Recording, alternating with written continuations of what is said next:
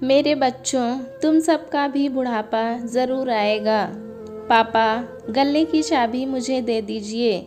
आप गल्ले में ताला लगा कर रख आते हैं और रोज़ मंगवा लेते हैं। उसमें कितना नफ़ा होता है मुझे तो पता ही नहीं चलता। रमाकांत जी का बड़ा बेटा रोहन कहता है। बड़े भाई को देख छोटा बेटा मोहन भी कहता है, हाँ पापा, आपको हम पर विश्वास नहीं है क्या? दिन रात भैया के साथ मैं भी दुकान पर लगा रहता हूँ। लोग बातें बनाने लगे हैं कि आपको अपने ही खून पर विश्वास नहीं है। रमाकांत जी दोनों बेटों की बात सुनते हैं और रुपयों का गल्ला अपने साथ कमरे में ले जाते हैं और कमरा बंद कर लेते हैं। मम्मी के जाने के बाद कुछ ज़्यादा ही शक करने लगे हैं। हमारी तो कोई इज्जत ही नहीं है। मोहन झल्लाकर बोला, हमारा भी घर परिवार है और अब पापा से हर महीने पैसे मांगते हुए अच्छा थोड़ी ना लगता है। कहते हुए रोहन भी अपने कमरे में चला गया। दोनों की पत्नियां खाना बनाती हैं और रमाकांत जी भी खाने के लिए बैठ जाते हैं और बोलते हैं, रीता बहू, आज मूंग की छिलके की दाल क्यों नहीं बनाई? मैं रोज़ रात का खाना उसी से खाता हूँ। मुझे वो दाल जल्दी से पच भी जाती है। तभी छोटी बहू रंजना सामने से रोटी रख देती है। बहू, ये रोटी में थोड़ा सा ही घी लगा है। कितनी बार कहा है, मुझे अच्छा घी खाने की आदत रही है। घी लगाने से रोटी नरम हो जाती है, चबाने में आसानी होती है। पापा, अब जो बना है खा लीजिए, इतना क्यों परेशान कर रहे हो? रोहन ने बैठते हुए कहा। तभी मोहन भी बोला, जितनी आपकी सेवा हमारी पत्नियां कर रही हैं उतनी तो किसी और की नहीं होती होगी। बैठे बिठाए आपके कुछ ज़्यादा ही नखरे हो गए हैं। रमाकांत जी से ये सब सहन नहीं हुआ। वो चुपचाप खाना छोड़कर कमरे में आ गए। पीछे से बहू रीता की आवाज़ आती है, अब कोई बच्चे हैं जो मना कर लाएं? इतनी उम्र हो गई है फिर भी समझ नहीं है। ज्यों-ज्यों पापा की उम्र बढ़ रही है वैसे वैसे नखरे भी बढ़ रहे हैं इनके। अब घर बार संभालें या इनके नखरे उठाएं? ये तो हमारे बच्चों से भी ज़्यादा परेशान करते हैं। रमाकांत जी कड़वे घूंट पीकर रह जाते हैं। आज तो उनका कलेजा छलनी हो गया। माँ होती तो रो कर दिल हल्का कर लेती, पर पिता होना भी बड़ा मुश्किल है। मन को पत्थर बनाकर रखना होता है। बड़े से बड़े अपमान झेलने होते हैं। रमाकांत जी अपनी पत्नी मनोरमा की तस्वीर को देखते रहते हैं। पत्नी की सुनहरी यादें उनकी आंखों के सामने छा जाती है। मानो कल की ही बात हो जब वो मनोरमा जी को उनके घर देखने गए थे। मनोरमा को यह रिश्ता पसंद नहीं था, पर उनके पिता ने जब रमाकांत जी का जमा जमाया बिजनेस देखा तो शादी तय कर दी। मनोरमा जी शुरू में उनसे खिंची रहती थी, पर जब उन्होंने रमाकांत जी का व्यवहार देखा तो वो उनका सम्मान करने लगीं। रमाकांत जी बहुत ही सरल स्वभाव के थे। अपनी माँ और पत्नी की पूरी इज्जत करते थे। पिता की मृत्यु के बाद भाइयों में बंटवारा हुआ। रमाकांत जी मन के सीधे और भोले थे। दोनों छोटे भाइयों ने उनसे ज़्यादा जायदाद हड़प ली, पर वो कभी गुस्सा नहीं हुए। यही कहते रहे कि कोई बात नहीं, छोटे हैं, ज़्यादा ले लिया तो कुछ घाटा नहीं हो जाएगा। रमाकांत जी के 2 बेटे थे। बड़े बेटे का नाम रोहन और छोटे बेटे का नाम मोहन था। दोनों बेटों पर मनोरमा जी जान छिड़कती थीं। दोनों बेटों की पसंद का बड़ा ख्याल रखती थीं। रोहन और मोहन पढ़ाई में ऊंचे दर्जे के थे। पढ़ाई से ज़्यादा दोनों का मन दुकानदारी में जम रहा था। फिर घर का इतना अच्छा बिजनेस छोड़कर नौकरी में रखा भी क्या था। मनोरमा जी ने रोहन के लिए रीता को पसंद किया और जल्दी शादी करवा दी। रीता बहुत ज़्यादा खर्चीली थी। उसे लगता था कि घर की ही दुकान है तो राशन की क्या चिंता करना। मनोरमा जी उसे समझाती थीं कि दुकान चाहे घर की हो या बाहर की, सामान मुफ्त में नहीं आता है और दुकानदारी में हमेशा नफ़ा नहीं होता है, कभी कभी नुकसान भी उठाना पड़ता है।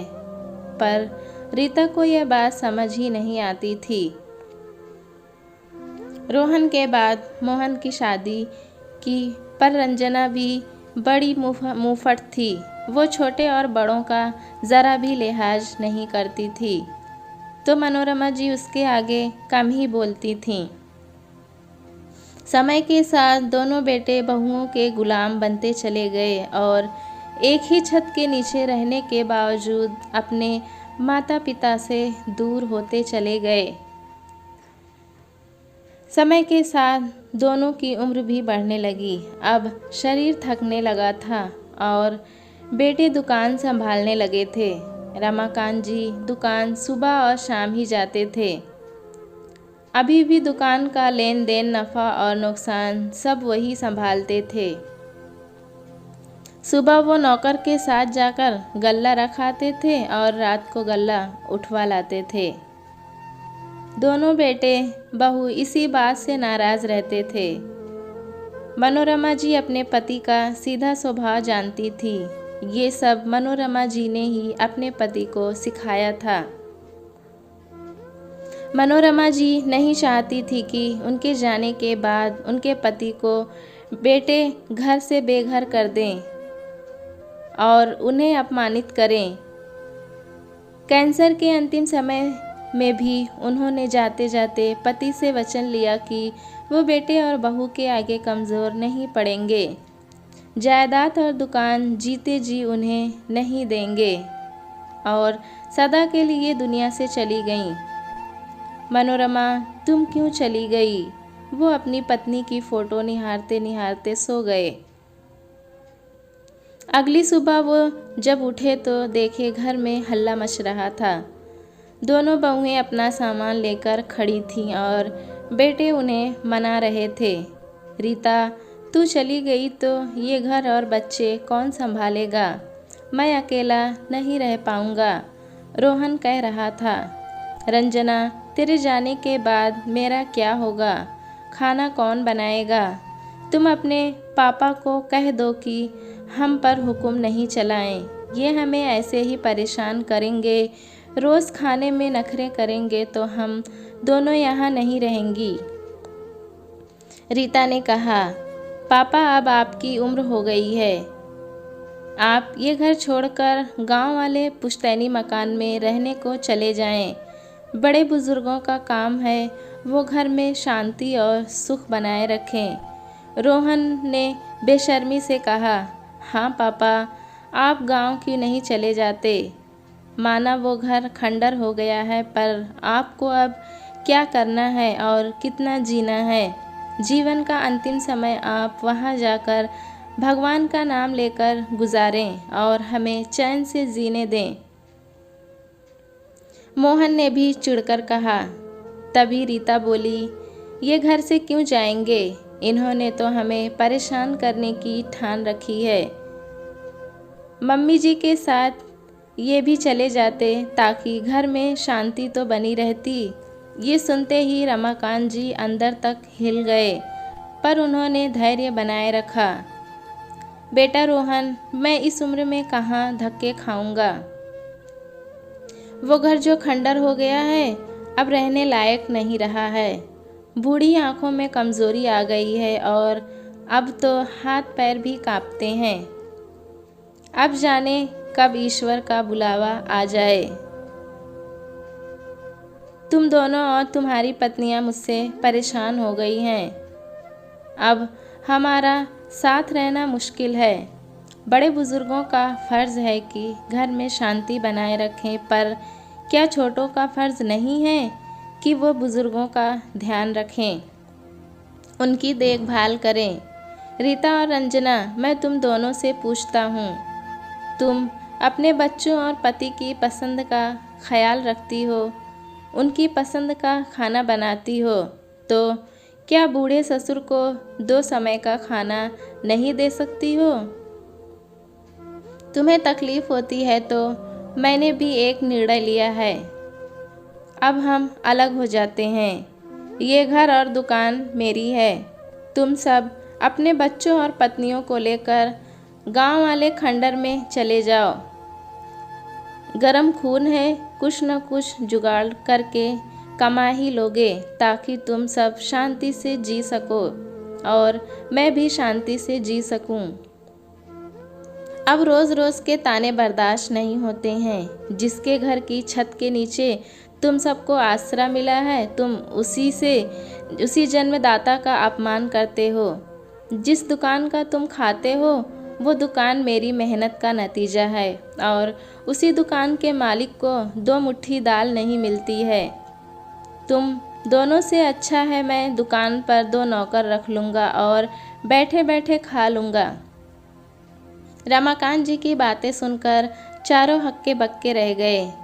वो समझते थे कि पापा तो सीधे साधे हैं, वो चुपचाप घर छोड़कर चले जाएंगे, लेकिन मनोरमा जी को पता चल चुका था कि उनके जाने के बाद रमाकांत जी अकेले पड़ जाएंगे, तो उन्होंने वचन लिया था। रमाकांत जी उसे ही निभा रहे थे। पापा, आप ऐसा कैसे कर सकते हैं? हम कहाँ जाएंगे? बच्चों की फीस और खाने पीने का भी तो खर्चा है। आपने एक पल के लिए भी हमारे बारे में नहीं सोचा? रोहन ने कहा। हाँ पापा, ये घर और दुकान पर हमारा भी तो हक है। आप हमें इससे कैसे बेदखल कर सकते हैं? मोहन ने कहा। मैं अभी जिंदा हूँ और इन सब पर मेरा हक है। तुम सब मेरा ध्यान नहीं रख सकते हो तो इस घर से निकल जाओ और अपना इंतज़ाम कर लो। तुम्हारे भी बच्चे हैं, कल को तुम्हें भी बुढ़ापा आएगा और तुम्हारे बच्चे भी तुम सबको घर से निकाल दें तो तुम्हें कैसा लगेगा? माता पिता बच्चों को पालने में खुद खर्च हो जाते हैं और बच्चे उन्हें बुढ़ापे में 2 समय की रोटी भी खरी खोटी सुनाकर देंगे तो उनके दिल पर क्या गुजरेगी? मेरी जगह तुम अपने आप को रख कर देखो। क्या तुम सब भी मेरे जैसा ही बुढ़ापा चाहते हो? मैंने और मनोरमा ने ये सपनों का घर बनाया था, इसे ऐसे कैसे छोड़कर चला जाऊं? तुम सब ने कितनी आसानी से कह दिया कि यहाँ से चले जाओ। मेरे मन की पीड़ा और दुख का तुम्हें अंदाज़ा भी नहीं है। रोहन और मोहन की आंखें खुल गईं। रीता और रंजना को भी अपने व्यवहार पर शर्मिंदगी महसूस हुई। दोनों बेटे और बहुओं ने उनसे माफ़ी मांग ली और घर में रहने की इजाज़त मांगी।